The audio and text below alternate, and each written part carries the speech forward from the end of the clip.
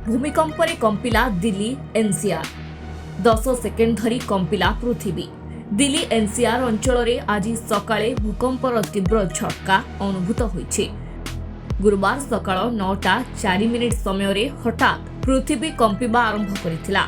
Richter cell रे भूमिकंपर तीव्रता 4.4 बोली मपा जाइछि। दिल्ली, नोएडा और गाजियाबाद रे प्राय 10 सेकेंड धरी भूकंपर झटका अनुभूत होइतिला। सकाळू वर्षा हेउथिले भी एही भूकंप लोकंक मध्यरे आतंक सृष्टि करिछि।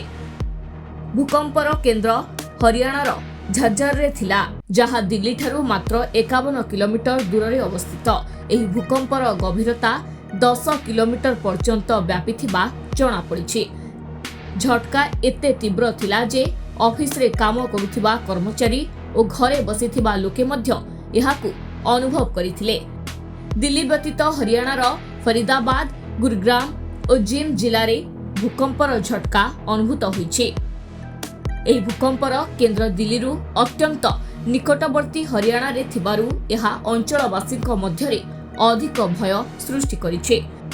ए पर्यंत एही भूकंप जोगु कौनसी क्षयक्षति होइथिबा खबर मिली नाही।